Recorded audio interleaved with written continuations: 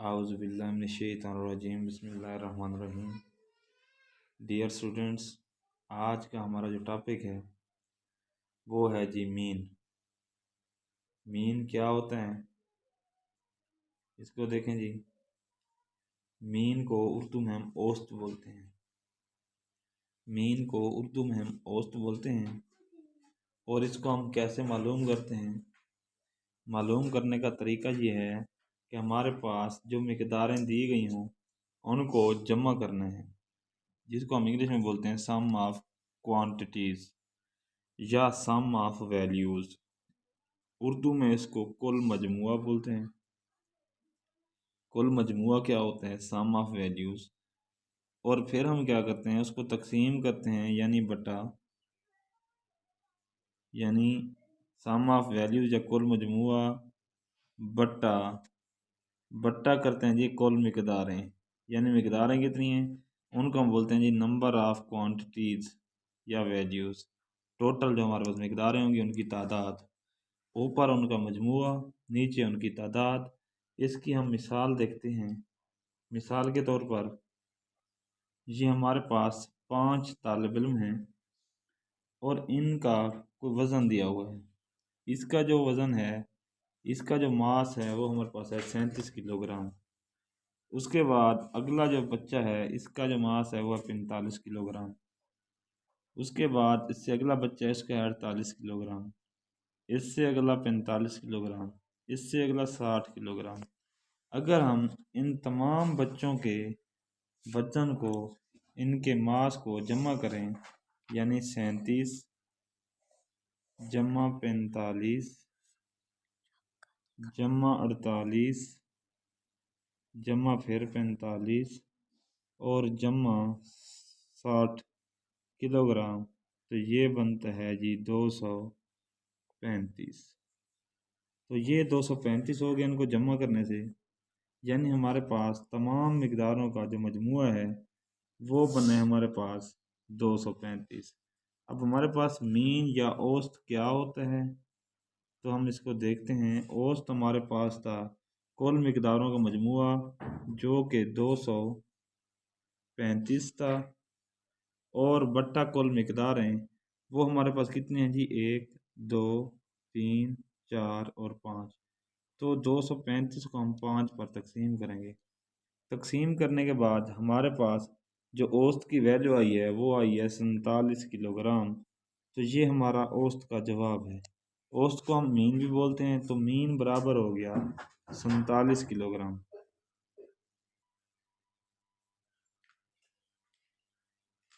अब हम इनकी मज़ीद मिसालें देखते हैं। तो ये है जी एग्जाम्पल नंबर 8। एग्जाम्पल नंबर 8 है जी, the height of 5 children is 1.7 metre. यहाँ पर थोड़ा मध्यम नज़र आ रहा है। तो हमारे पास 5 तालिब इल्म हैं, उनकी हाइट है, पहले तालिब इल्म की हाइट है जी 1.7 मीटर। उसके बाद जो दूसरा तालिब इल्म है उसकी हाइट है 1.9 मीटर। जबकि तीसरा जो हमारे पास तालिब इल्म है उसकी हाइट है 1.4 मीटर। उसके बाद हमारे पास पांचवा तालिब इल्म है, उसकी हाइट है 1.6 मीटर।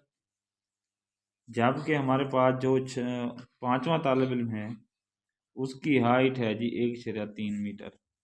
अब ये हमारे पास क्या है, मुख्तलिफ हाइट दी गई हैं 5 बच्चों की, और उसने कहा है जी find the mean of the height of the children. बच्चों की हाइट का हमने मीन या उनके कद का हमने औसत मालूम करना है। हाइट जो है उसको कद को बोलते हैं। तो 5 बच्चों का कद दिया गया है मीटर में, हमने इनका औसत मालूम करना है। तो दिए गए उसी फार्मूले के मुताबिक हम ये मालूम करेंगे। मीन ऑफ हाइट क्या होगा, सम ऑफ हाइट, यानी हम क्या करेंगे, ये तमाम मिकदारों को जमा करेंगे और तकसीम करेंगे बच्चों की तादाद पर। अब हमने इनको यहाँ पर जमा किया। जमा करने के बाद जो टोटल हाइट आई है, टोटल मजमुआ, वो हमारे पास आया है जी 7.9। 7.9 मीटर 5 बच्चों की टोटल हाइट है। इसको हमने 5 पर तकसीम किया। इसके बाद हमारे पास जो रिज़ल्ट आया, एक बच्चे की हाइट आई है हमारे पास 1.58 मीटर। तो ये औसत हाइट है, या उन 5 मिकदारों का मीन है। इसी तरीके से अब हम एग्जाम्पल नंबर 9 करते हैं।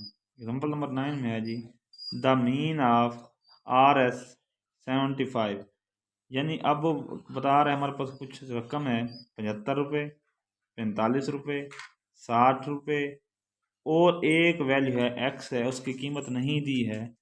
उसने कहा है कि अगर हमारे पास इन वैल्यूज़ का हम मीन लें तो वो आता है जी 67.5, यानी 67.5 आता है। चार मिकदारों को जमा करें तो उनका जो जवाब है वो 67.5 आता है। अब यहाँ पर उसने तीन मिकदारों की कीमत भी बता दी, उनका औसत भी बता दिया, और उसके बाद एक नामालूम मिकदार है तो कहता है calculate the value of x. तो जो नामालूम मिकदार एक्स है उसकी हमने कीमत मालूम करनी है। तो फार्मूला फिर वही, क्या, सम ऑफ वैल्यूज़ और नंबर ऑफ वैल्यूज़, तमाम मिकदारों को मजमुआ करेंगे, यानी 75 जमा 45 जमा 60 और जमा एक्स बट्टा कितनी वैल्यू हैं जी, 4 हैं, बराबर किसके आ गया, उस औसत की कीमत के, क्योंकि पहले हम औसत निकालते थे, अब उसने ये कीमत दे दी है। तो अब क्या करेंगे, इसके बाद हमने इन नंबरों को जमा किया 75 45 60 को, तो ये हमारे पास आ गया 180 जमा एक्स बटा 4। तो ये चूंकि इस 67.5 के बराबर था तो हमने एक्स मालूम करना है, तो इस 4 को इससे ज़रब करेंगे। इस 4 को हम क्या करेंगे, 67.5 से 4 को ज़रब करेंगे। ज़रब करने के बाद हमारे पास इसका जो रिज़ल्ट आएगा वो आएगा जी 270।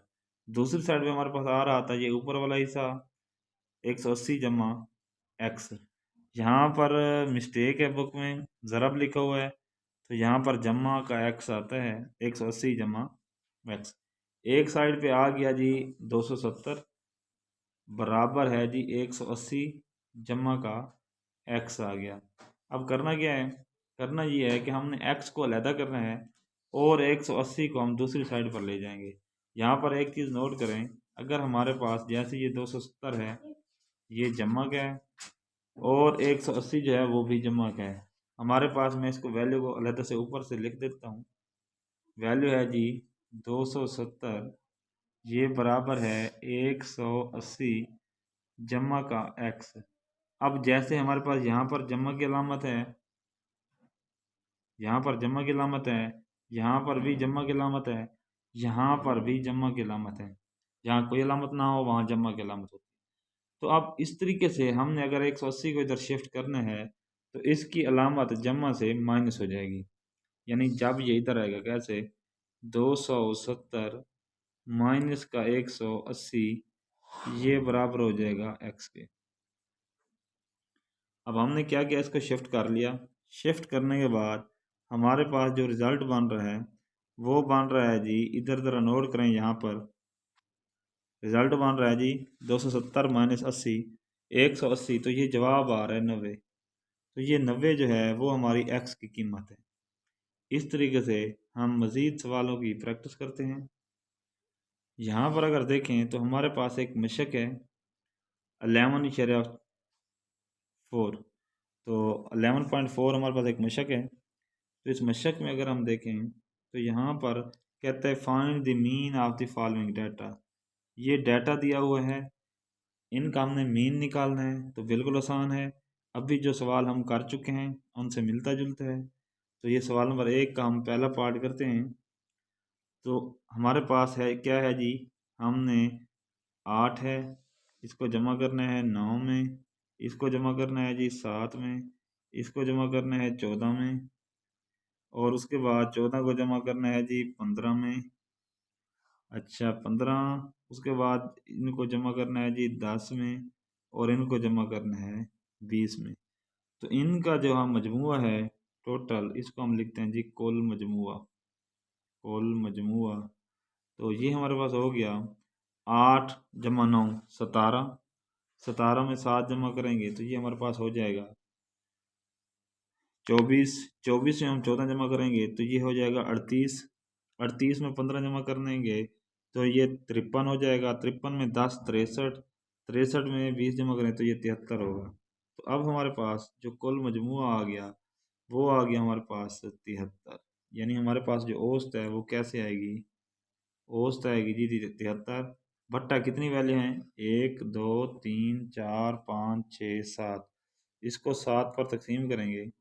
7 पर तकसीम करने से हमारे पास 10 इशारिया कुछ जवाब आएगा। ये हमारा औसत का क्या होगा, जवाब होगा। इतने ही हमने सवाल करने हैं। तो इसी तरीके से अब बाकी इसके पोर्शन बिल्कुल सेम, ये दूसरा पार्ट, तीसरा, चौथा, पांचवा, तीसरा, चौथा, पांचवा और छठा पार्ट हमने करने हैं। तो इसको हम क्या करेंगे, आपकी ये होमवर्क है, प्रैक्टिस है, ये आप लोग घर से करके आएंगे। अच्छा, यहाँ पर क्वेश्चन नंबर 2 को देखें जी। इसमें है जी, Nadeem reads a story book of 150 pages in 6 days। Nadeem जो है एक कहानी की किताब है, उसको 6 दिनों में उसके 150 सफ़े पढ़ता है। What is his per day reading, एक दिन में उसकी रीडिंग क्या होगी। तो यहाँ हमें जमा करने की ज़रूरत नहीं है, जैसे इन मिकदारों को हम जमा करते थे, यहाँ उसने जमा करके 150 पेज दे दिए हैं। तो पर डे रीडिंग को, इसका मतलब है कि हमने औसत निकालनी है। तो इसकी औसत कैसे निकालेंगे, तो इसकी औसत का एक फार्मूला है, औसत बराबर है कुल मिकदार, जो हमारे पास 150 सफ़े हैं और बट्टा हो जाएंगे 6 दिन। तो जब इसको तकसीम करेंगे, तकसीम करने से हमारे पास जो रिज़ल्ट आएगा वो आ जाएगा जी 25 सफ़े, 25 सफ़े पर दिन। ठीक है, एक दिन में 25 सफ़े ये पड़ेगा, ये इसका आंसर है। ठीक है, इसी तरीके से हमारा क्वेश्चन नंबर 3 है जी। क्वेश्चन नंबर 3 और क्वेश्चन नंबर जो 4 हैं, ये पहली टाइप के क्वेश्चन से मिलते जुलते हैं। यानी हम क्या करेंगे, तमाम वैल्यूज़ को जमा करेंगे, जमा करने के बाद हम क्या करेंगे, उसको उसकी तादाद पर तकसीम करेंगे। तो इस तरीके से ये सवाल होगा। इसमें के की वैल्यू निकालनी है, तो के की वैल्यू कैसे निकाल देंगे।